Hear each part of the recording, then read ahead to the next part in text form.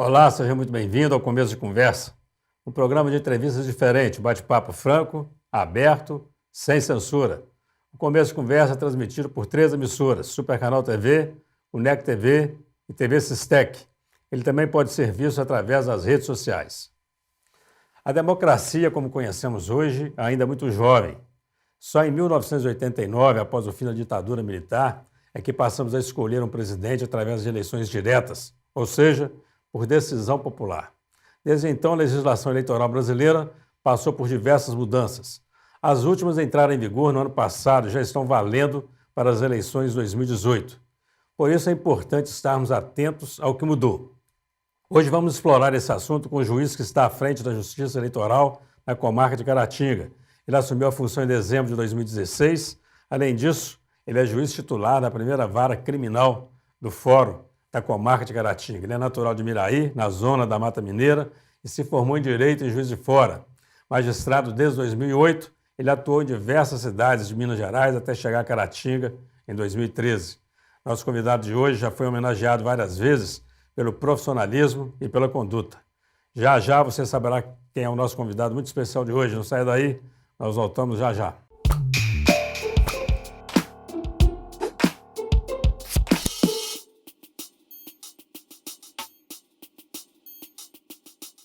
Olá, seja muito bem-vindo a mais um Começo de Conversa, transmitido pela UNEC TV, Super Canal TV e TV Sistec. Vamos conferir o quadro Você na Tela do Começo de Conversa. Olá, eu sou Lorena Soares, cantora, acompanho o Começo de Conversa nas redes sociais. Quero mandar um abraço para toda a equipe, em especial para o professor Eugênio. Os nossos agradecimentos, nosso grande abraço à querida cantora Lorena Soares. Você também pode participar aqui do Começo de Conversa, envie os seus comentários, as suas sugestões, o seu recado através do WhatsApp 033 98899 2831. Eu vou repetir o número para você, 033 98899 2831. Nosso convidado de hoje já participou do Começo de Conversa em 2017, quando era juiz-diretor do Foro de Caratinga. Hoje ele é diretor do Foro Eleitoral e juiz da 72ª Zona Eleitoral, além de estar à frente da primeira vara criminal do Fórum desde 2015. Estou falando do Dr. Consuelo Silveira Neto, nosso amigo juiz de Caratinga. Querido juiz Consuelo, tudo bem? Tudo ótimo. Como é que está Miraí? Miraí, tudo ótimo também, né? Tem ido lá? Eu tenho ido pouco, né? Os afazeres e o trabalho aqui em Caratinga não me permitem ir a Miraí constantemente. A família está lá? A família está lá. Papai, mamãe? Pai, mãe, irmãos, todos lá. Todo mundo na terra do Ataúfo. Isso. Mas graças a Deus eles vêm me visitar constantemente. Eles têm vindo aqui? Têm vindo aqui. Muito bem. Doutor Consuelo, o senhor está agora na Justiça Eleitoral, responsável pelo foro eleitoral da comarca, é isso? Sim. De Caratinga. Sim, assumi a Justiça Eleitoral em dezembro de 2016. Sou o juiz que exerce as funções eleitorais na Zona Eleitoral 72. 72. A 71 está com? O doutor Anderson. Doutor Anderson, que é o diretor do foro. Que é o diretor do foro. Passou por aqui, deu uma entrevista para nós aqui no Começo da Conversa, foi um papo muito agradável, doutor Anderson. O senhor também é juiz da vara criminal. Primeira vara criminal e execuções penais de Caratinga. 3 anos? Creio que sim. 3, 4 anos. O senhor percebe avanços nessa área, nesse período? Sim, sim, nos últimos 3 anos, né? É um trabalho que já vem sendo desenvolvido pelo juiz que me antecedeu, o doutor Júlio Ferreira de Andrade. Nós demos sequência naquilo que ele já fazia e, graças a Deus, a realidade da execução penal em Caratinga, ela mudou. Mudou. E os números também da primeira vara criminal são os números... são animadores na medida em que a vara chegou a ter 7.500 processos em tramitação, processos criminais, e no último relatório emitido no dia 1º de junho agora, na segunda-feira mais precisamente, primeiro dia útil do mês de junho, nós já atingimos 6.300 processos em andamento, ou seja, uma redução aí de mais de 1.000 processos. Graças ao trabalho de equipe, né, o trabalho desenvolvido pela secretaria, pelo gabinete, todos imbuídos desse objetivo, nós já conseguimos julgar processos criminais, um número maior de feitos criminais do que é distribuído por mês. Só o mês de maio foram distribuídas 140 ações criminais na primeira vara criminal e nós conseguimos baixar 330 processos. Ou seja, a manter essa sequência, os números tendem a melhorar. E os últimos números divulgados pela Polícia Militar, né, a Polícia Militar, tendo como comandante o Tenente Coronel Luciano, apontaram uma redução do índice de crimes violentos em Caratinga no primeiro quadrimestre do ano de 2018, em comparação com os números de 2017, né, de janeiro a abril deste ano. O número caiu significativamente, o número de crimes violentos, que envolve roubo, o latrocínio, o homicídio, o estupro. Duas coisas boas aí, né? Menor geração de processo e mais agilidade na liberação dos que estão lá. Sem dúvida, parados. Sem dúvida. E eu costumo sempre afirmar, professor Eugênio, e é muito importante que a população tenha consciência de que a justiça criminal, ela funciona com várias engrenagens. A polícia à frente, seja a polícia militar ou civil, atuando na repressão direta da criminalidade. Mas sem que o Ministério Público seja atuante, ou seja, denunciando os crimes, sem que o Poder Judiciário seja ágil, sem que a Defensoria Pública também atue na defesa daqueles que não têm condições de contratar um advogado, e sem, ao final, uma execução penal que possa recuperar aquele que foi condenado, aquele que praticou, sem essa engrenagem funcionando de forma perfeita, nós não conseguimos atingir o objetivo que é a paz social. Então, não adianta, muitas das vezes, nós pensamos assim, precisamos ter uma opressão maior, um aumento da pena, um aumento da pessoa ao permanecer presa. Nós pensamos, às vezes, que a segurança pública ou a sensação de segurança ela vai se resolver com o aumento das penas, com o maior rigor da repressão. Contudo, isso é um fator importante, mas se não houver possibilidade de trabalhar a recuperação, ou seja, dar oportunidade, quem não teve a oportunidade de estudar, que estude na cadeia, quem não aprendeu uma profissão, que aprenda uma profissão na cadeia. Por quê? Porque a hora que ele terminar de cumprir a pena dele, ele possa retornar e ter condições de conseguir um trabalho, ter condições de ser aprovado num concurso público, ter condições de ter um alcance maior no âmbito familiar. Isso significa o quê? Que ele possa passar valores de sociedade para os filhos, para os sobrinhos, para as pessoas próximas da família. Mostrar que ele errou e que hoje ele é uma pessoa recuperada. Então isso traz um reflexo no âmbito familiar. Com certeza. O senhor acredita nisso? O senhor acredita nessa possibilidade da recuperação? Acredito na possibilidade de recuperação do ser humano. Quer dizer, eu penso totalmente contra esse pensamento esquisito, que eu também acho muito esquisito, de que bandido bom é bandido morto. E há exemplos aqui na comunidade. Quem defenda isso. Há exemplos aqui na comunidade. Nós temos vários exemplos de pessoas que passaram pelo sistema, ou seja, foram presos, condenados, cumpriram pena e hoje trabalham regularmente em empresas. A PAC, por exemplo, formou 30 padeiros. Na semana passada eu obtive a notícia que 2 recuperandos já trabalham em 2 padarias aqui, que bom, né? Padarias que gozam de prestígio na comunidade. Hoje são padeiros das 2 padarias. Conheço pessoas que tiveram 32 processos, já responderam 32 processos. Hoje trabalha na rede farmácia em Caratinga. A PAC ela é uma referência, mas o senhor concorda que ela não é o que predomina no sistema prisional? Sim, não é. E a PAC... Infelizmente, no Brasil inteiro, né? Porque assim, a maioria dos presídios, ele não tem a menor condição de recuperar ninguém, quer dizer, da maneira que ele funciona, claro. Sim, o sistema tradicional, ele é muito deficiente, na medida em que ele vira um depósito de pessoas. Algumas unidades prisionais não conseguem dar um mínimo de dignidade para quem está preso. Diferentemente, e aí, graças ao trabalho, eu não posso deixar de reconhecer o trabalho que é desenvolvido no Presídio Caratinga, pela sua diretora e equipe, o trabalho desenvolvido na APAC, pelo presidente da APAC e sua equipe, nós não podemos aqui deixar de mostrar que Caratinga faz diferente. Há diferença bacana nisso. Então, Caratinga hoje, o último evento, o último encontro nacional de presidentes de APAC foi realizado em Caratinga. Caratinga foi escolhida para receber. Vieram presidentes de APAC do Sul, do Nordeste, de vários estados, para chegar em Caratinga e ver como funciona a APAC de Caratinga. Por quê? A metodologia da APAC, hoje em Caratinga, ela é empregada de forma quase que perfeita. Quase que perfeita. O preso ele passa por diversas etapas que envolvem os cursos, a escola hoje, graças à Superintendência de Ensino, que é uma parceira, existe escola regular dentro da APAC, que vai do básico, de quem é analfabeto, até o ensino médio, o antigo 2º grau.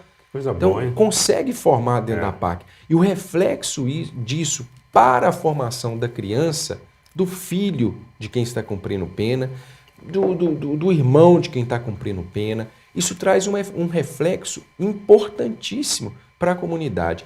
Não adianta essa ideia de que se deve isolar o criminoso, de que se deve colocar ele à parte da sociedade, é uma visão que hoje já está mais do que provado que não funciona. Em algum momento ele volta para a comunidade e volta pior do que foi. Volta pior ele do tem que que voltar ficou. melhor, né? Tem que voltar uma pessoa melhor. Precisa. E o que acontece? E é muito importante, professor Eugênio, esses organizações criminosas que nós ouvimos aí pela internet pela televisão, notícias dessas organizações criminosas, elas nasceram dentro de unidades prisionais. Ela não é uma criação externa, não. Essas organizações, a organização que hoje tem raiz no estado de São Paulo, outras que têm raiz no estado do Rio de Janeiro, elas nascem dentro do presídio. E o que acontece na prática? Às vezes um jovem, na faixa aí de 19, 20 anos, ele entra para o sistema tradicional por um delito, por um crime, e ele é facilmente arregimentado dentro da unidade prisional. Ele vira um soldado do crime. Porque dentro da unidade prisional, muitas das vezes, não é a nossa realidade aqui em Caratinga, mas isso acontece em outros, muitas das vezes ali dentro, ele acaba tendo que cumprir as ordens do chefe que está ali dentro preso. Para não morrer, né? Para não sofrer. Para não sofrer. E aí ele passa a virar um soldado do crime. Quando ele sai, ele já está arregimentado para essa organização criminosa. Então, o Brasil precisa refletir e enfrentar esse problema, que é um problema sério. É um problema sério. Por isso que a violência dispara. Porque ele passa pelo sistema, ele retorna já como um soldado do crime e já pronto para praticar outros crimes. Ele retorna mais capacitado, né? Mais capacitado. Vamos ter que fazer um rápido intervalo, doutor. A conversa está muito boa. Eu quero falar sobre o scanner corporal. Você não sai daí, nós estamos entrevistando o doutor Consuelo. Conversa muito boa, nós voltamos já já.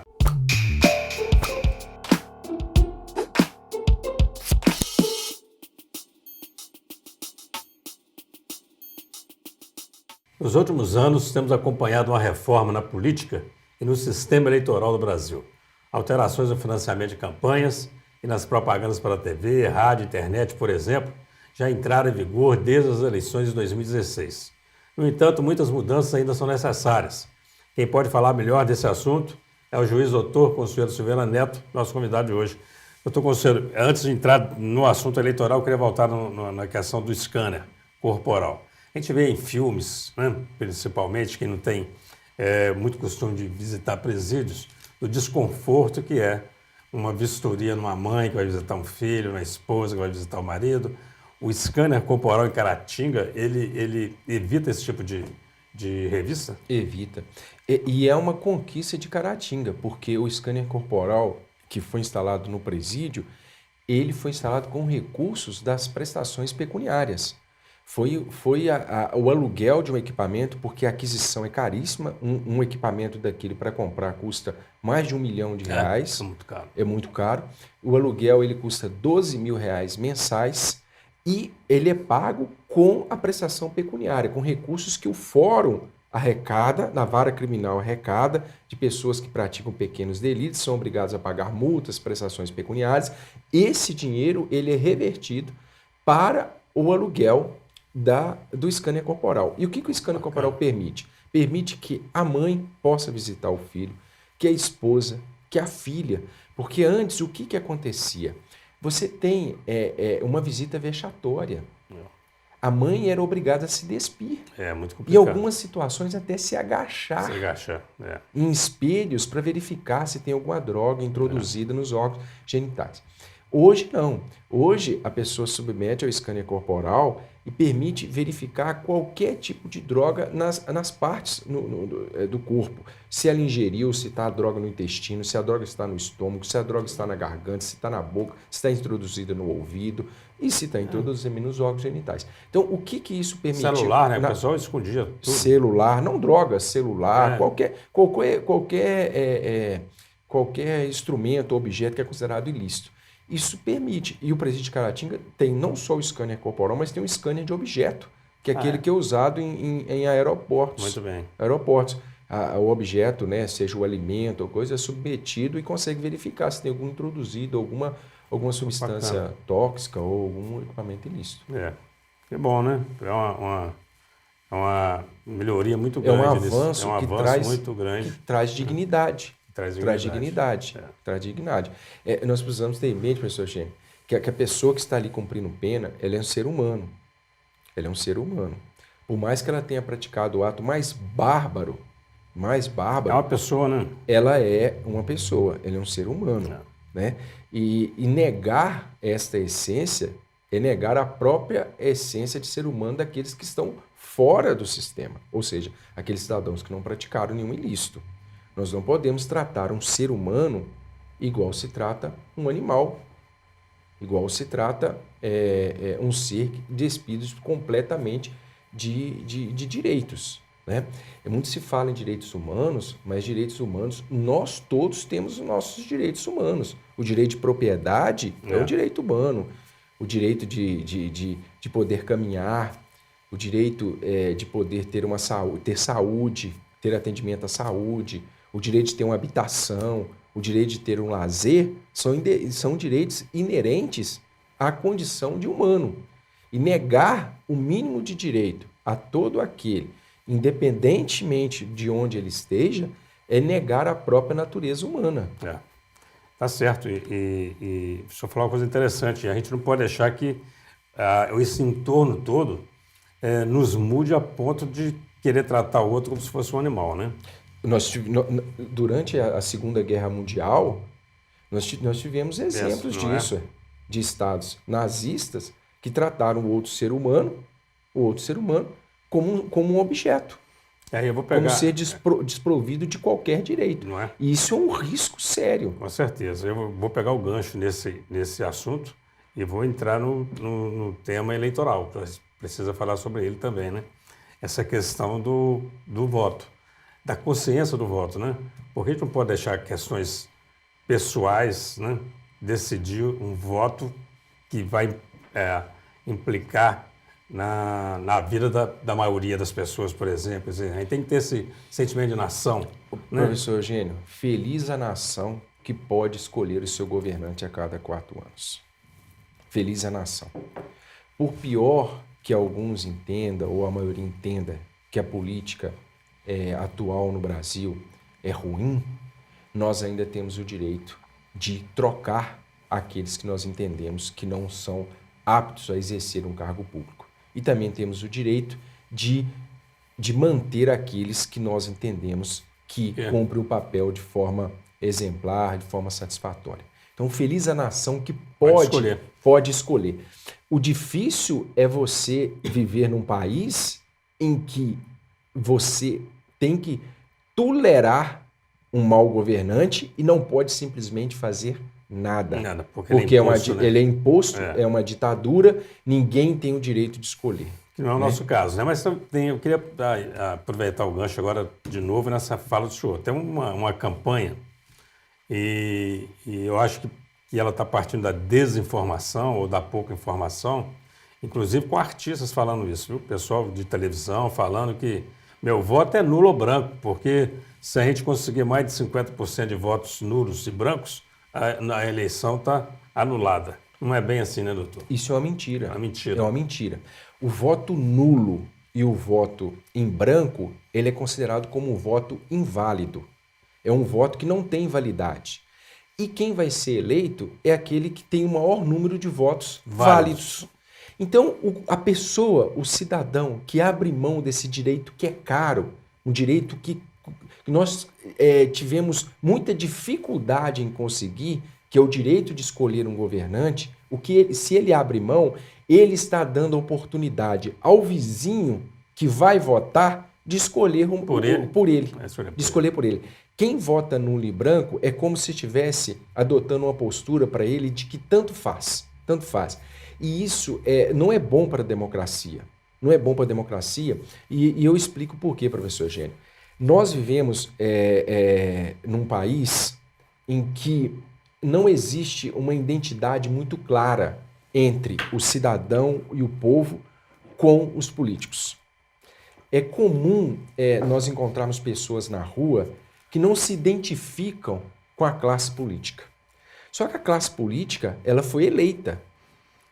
Alguém colocou eles lá, alguém votou neles. E onde é a essência do nosso problema? A essência do nosso problema é o quê? Muitas das vezes nós não votamos de forma consciente.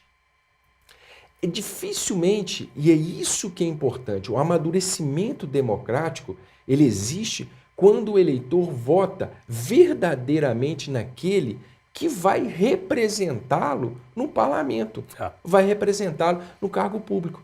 Isso é muito fácil resolver essa questão, basta o eleitor se informar melhor. Nós estamos aí às voltas com a reforma da Previdenciária, com uma reforma política, com uma reforma tributária. Nós temos questões que envolvem o aborto, nós temos questões que envolvem a questão dos direitos dos homoafetivos, nós temos questões que envolvem o afrodescendente, os quilombolas, os indígenas. Todo cidadão, ele se posiciona a respeito de um entendimento. E na hora de votar, basta ele escolher o candidato que está afinado com ele. Mas o que se acontece na prática? Infelizmente, muitos ainda votam em troca de favores políticos. E às vezes não conhece nem o candidato. Não, justamente. E o que é pior, você encontra a pessoa, você votou em quem para senador na última eleição? O cara não se lembra. Não se lembra. Porque votou na leva. Alguém falou com ele, vota para mim no fulano de tal. Ele votou. Justo. Vamos dar um exemplo, a questão do aborto. Por exemplo, professor Eugênio.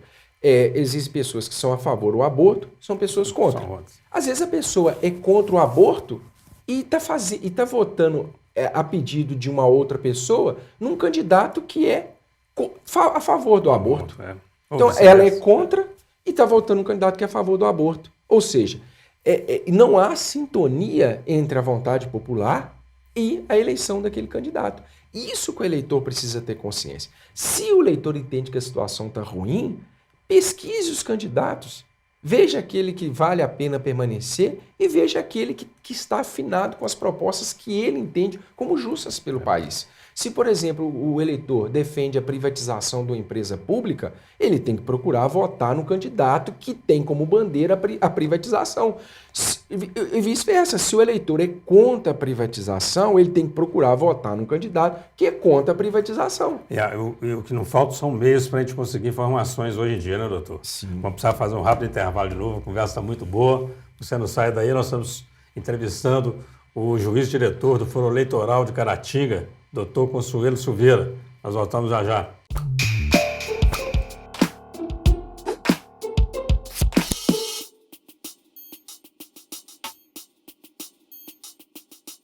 Olá, estamos de volta para o terceiro e último bloco do Começo de Conversa, um programa transmitido pela Supercanal TV, TV Sistec e o NEC TV. Desde o fim da ditadura, o Brasil já teve 8 presidentes da República. Só 5 foram eleitos pelo povo e apenas 3 chegaram a concluir o mandato, sendo que a última, Dilma Rousseff, sofreu impeachment depois de se reeleger. Este ano temos novas eleições. Para nos ajudar a esclarecer algumas dúvidas, estamos recebendo hoje o juiz do Cartório Eleitoral de Caratinga, doutor Consuelo Silveira Neto. Doutor Consuelo, nós terminamos falando aí sobre as possibilidades que o eleitor tem de buscar informações sobre o candidato. E me lembrei das redes sociais e queria falar de fake news. Quer dizer, como que o eleitor, né, o eleitor, o cidadão comum, pode compreender melhor isso? Quer dizer, o que é verdade, o que é mentira nessas mensagens todas da internet? A questão do fake news é um problema não só no período eleitoral, mas principalmente do dia a dia. A forma que toda pessoa tem quando recebe um WhatsApp ou quando recebe uma mensagem no Facebook, antes de replicar, antes de curtir, ele deve checar a fonte dessa informação. É muito importante. Você tem órgãos hoje, você tem blogs às vezes, criados exclusivamente para difamar uma candidatura. Mensagens criadas e replicadas especificamente para levantar notícias falsas referente a uma pessoa. E isso serve não só para o período eleitoral, mas serve também para o dia a dia. Para a vida da gente. Não podemos sair replicando qualquer coisa. O exemplo que o senhor deu, que o voto nulo, mais de 50% do nulo pode anular uma eleição, é simples, basta entrar no site do TSE e fazer uma pesquisa, voto nulo. Qual a validade? Qual o alcance? Lá no site do TSE vai verificar lá a informação clara de que essa notícia é um fake news. Fake news por quê? Porque o voto nulo, o voto em branco, é um voto inválido e aquele que obtiver a maioria de votos válidos vai ser eleito.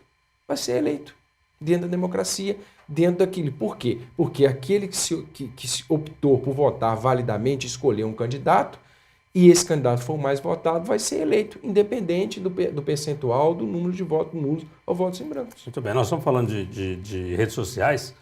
Tem alguma regra para a utilização das redes sociais no processo eleitoral? Sim, o processo eleitoral, a legislação eleitoral atual, ela permite que o candidato faça campanha através das redes sociais, através da internet. Permite que o candidato tenha uma página seja no Facebook ou uma própria página na internet, que o candidato envie mensagem, poste mensagens referente à sua plataforma ou as propostas que ele tem, caso ele seja eleito. O que o candidato não pode fazer é contratar pessoas, ou o partido também não pode fazer, é contratar pessoas para movimentar a rede social, ou seja, postar mensagens em benefício de candidatura, ou seja, não pode haver essa contratação. Entendi. A única propaganda paga, permitida, é aquela em que você faz a replicagem, ou você faz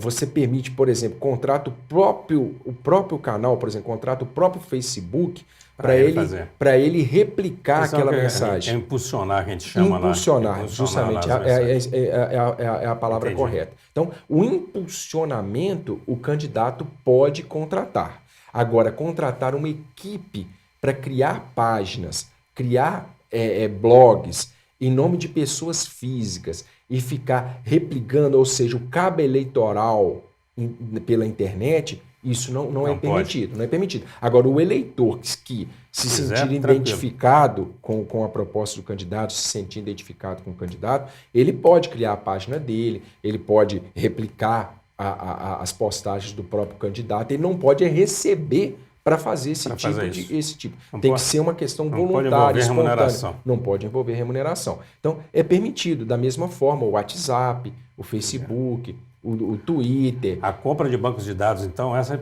pode descartar, porque tem empresas oferecendo, por exemplo, Caratinga, e nós, inclusive, já utilizamos isso para divulgar vestibular ou divulgar alguma informação da própria TV. Você compra um banco, a empresa oferece um banco de dados com 10.900 números de celulares pós-pagos, por exemplo. E você fala, eu quero que informe que nós vamos ter um evento tal. E ele replica aquilo, te vende por um valor, ele chama de cada impulso. Ele cobra lá um valor, e isso o candidato não vai poder fazer. Veja bem. Comprar, não. Veja bem, professor Eugênio, ele não pode contratar uma empresa para impulsionar. Agora, ter acesso a algum banco de dados ele candidato enviar a mensagem, sem problema. Eu não vejo problema com relação a isso. Ele não pode pagar por um serviço a uma empresa. Ele não pode contratar uma empresa para poder fazer esse impulsionamento, essa divulgação pela internet. Agora, a internet não vai conseguir burlar a proibição da boca de urna, não? A propaganda... Não, porque a boca de urna é proibida. Né? Ela é proibida. Inclusive, então, é proibida e a pessoa pode ser condenada criminalmente. A pena de 6 meses a 1 ano de detenção. E a boca de urna o quê? É aquela propaganda feita nas imediações de uma sessão eleitoral.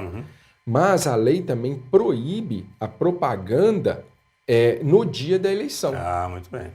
Então, não só a boca de urna, mas a propaganda no dia da eleição, ela é proibida e pode gerar 6 meses a 1 ano. Então, o que o eleitor tem que ficar muito atento com relação a isso, é que no dia da eleição ele não pode pedir voto. Muito embora ele seja partidário ou abrace uma candidatura, ele não pode, no dia da eleição, utilizar as redes sociais para ficar pedindo voto. Por quê? Se isso chegar ao conhecimento do Poder Judiciário, ou do Ministério Público, ou do próprio o outro candidato adversário, ele pode requerer medidas e esse eleitor pode ser punido. Então, no dia da eleição, não pode haver propaganda.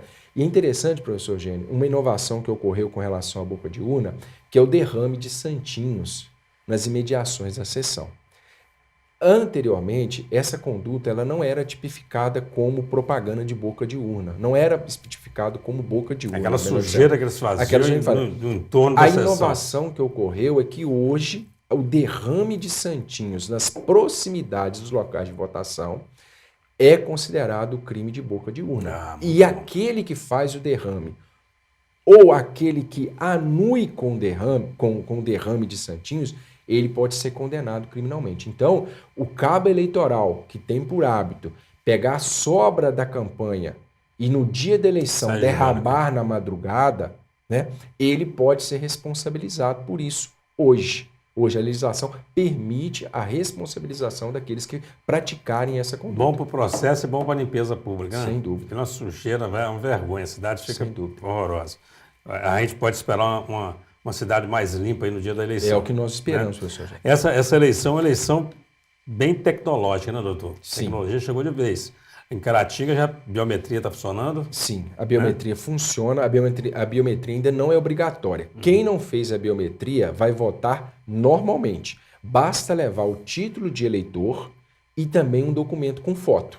Então, vai chegar e vai votar. Aquele que fez a biometria, de igual forma, vai votar também regularmente. Então, quem fez a biometria e quem não fez, está apto a votar na eleição.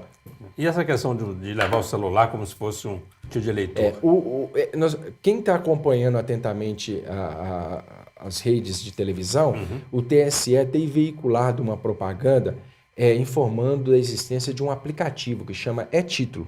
Esse aplicativo, quem tem o celular, quem tem o smartphone, é possível baixar esse aplicativo e nesse aplicativo você lança os seus dados e esse aplicativo ele permite que você tenha um título digital. Então, no dia da eleição, se você, por acaso, esqueceu o título, e é muito mais fácil esquecer o título em casa do que esquecer o aparelho celular. Ninguém esquece o celular. Praticamente ninguém esquece. Então, se você esqueceu o título, de posse do seu aparelho telefônico, você pode acessar o E-Título e ali ter acesso. Se você fez a biometria, vai aparecer a sua foto e o seu título nesse aplicativo. Então, e você não precisa levar mais nada. Se você não fez a biometria, ou seja, você não foi no cartório realizar a biometria, quando você apertar o E-Título, vai aparecer o seu título, mas sem foto. Aí você tem que levar um documento com foto. O senhor já fez? A biometria? Eu não estive ainda em Miraí, que eu voto em Miraí, né? Miraí. Não deixei de votar em Miraí, não estive lá ainda para fazer a minha biometria. Muito bem. O nosso tempo está apertadíssimo. Eu precisava saber, assim, em regras gerais, o que mudou de fato nesse processo eleitoral para o candidato.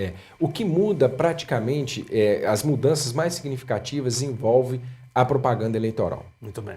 Por exemplo, carreata, melhor dizendo, carro de som. Hoje o carro de som ele não é permitido mais circular o dia todo na cidade. Aliás, ele pode circular o dia todo, desde que seja para comício, passeata ou carreata. Então, se no dia não tem carreata, não tem passeata e não tem comício, o carro de som não pode circular. Devidamente autorizados, né? Porque isso, me parece que eles têm que pedir autorização para fazer a carreata, para fazer a passeata. Na verdade, não exige autorização. Não? Exige apenas comunicação, porque a liberdade de expressão, a liberdade de manifestação, ela é livre. Pregar cartazes nas paredes, faixas. Não pode mais, não pode mais. E na residência só é possível pregar um adesivo um adesivo nas janelas. Nas janelas. Nas janelas. Não é possível mais colocar na cartaz, parede, no muro, nada disso. Pintar muro. Nada disso, disso é possível mais. Tem uma cidade muito mais Hoje limpa. só se permite a utilização de um adesivo na janela dos imóveis. E outra coisa, professor Jânio, que é muito importante deixar claro, a propaganda em bens públicos, ela é proibida. É proibida em postes, em jardins, hoje ela é proibida. E para a legislação eleitoral, se equipara a bem público não só aquilo que efetivamente pertence ao Estado, mas aqueles de livre acesso à população. Então não pode haver propaganda em cinemas, em lojas, em estádios, em escolas, em igrejas, em serviços permissionários. Por exemplo, o taxista ele tem uma permissão do poder público para trabalhar. O taxista ele não pode distribuir santinho dentro do táxi, ele não pode adesivar o carro dele, porque ele utiliza aquele carro como táxi, ele é um permissionário. Então é muito comum, às vezes, o dono de loja ser simpatizando do candidato e distribuir santinho. Se houver a denúncia e for constatado, esse dono de loja ele pode ser punido. Por quê? É proibido a distribuição, a propaganda eleitoral nesses espaços de uso comum do povo. Tudo caminhando para a gente ter uma eleição mais justa, né? Sem dúvida. Mais justa. O princípio é esse. O princípio é esse. Quer dizer, o cara com poder econômico, ele distribuía santinho à vontade e colocava 1.000 pessoas na rua pregando papel, pintando o muro. Isso hoje está proibido. Está proibido. Hoje não pode haver distribuição de bens, não pode haver nenhum tipo de doação, né? O que se permite hoje são as bandeiras, né? Ainda permite... Eu ia perguntar isso, sabe? O nosso diretor já me chamou a atenção aqui umas 3 vezes que o nosso tempo está estourado, né? As bandeiras podem, as meninas enfeitando o jardim. Sim, ali pode. Com as bandeiras podem. Dos partidos. É permitido que a propaganda móvel, aquela que é colocada no início do dia e retirada às 22 horas. Então, a distribuição de santinho e as bandeiras, ela continua sendo permitida dentro desse... O que não pode é deixar a bandeira ali e aquilo passar de um dia para o outro, né? Tem que haver a mobilidade e desde que não atrapalhe o trânsito. A última pergunta é... Por enquanto, as pessoas são pré-candidatas a algum cargo, não é isso? Isso. Candidatos a partir de quando? Quando é que começa efetivamente a campanha eleitoral? A campanha eleitoral começa dia 16 de agosto. 16 de agosto. Que começa a propaganda eleitoral. Muito bem. Os candidatos têm até o dia 15 de agosto para fazerem o registro da candidatura. Aqueles candidatos que foram escolhidos em convenções. As convenções devem ocorrer até o dia 5 de agosto. Até o dia 5 de agosto, as convenções, os partidos devem escolher os seus candidatos. Doutor Consuelo, só tem 1 minuto para as suas considerações finais. O senhor pode se dirigir para essa câmera aqui e deixar o seu recado aí para os telespectadores, para os internautas. Muito obrigado, professor Eugênio. Para mim é sempre uma satisfação estar aqui presente e eu gostaria de deixar esse recado final a você, eleitor, a você, eleitora. O voto é um direito que nos custou muito conseguir. Então, não abra mão do direito de escolher o seu governante. Se você não está satisfeito com o que vem acontecendo no nosso país, aproveite o momento da eleição para escolher aqueles que mais, no seu entendimento, aqueles que estão mais capacitados a exercer o cargo público, né? Obviamente que existem políticos bons, existem políticos que merecem continuar e existem aqueles também que, na visão de alguns, não detêm as qualidades para ocupar um cargo público. Então, faça, eleitor, do voto a sua arma contra a corrupção, contra tudo que você entende como errado. Vote consciente, pesquise o passado do candidato, veja com quem ele está se aliando, verifique, pesquise. Hoje todos nós temos acesso à rede social.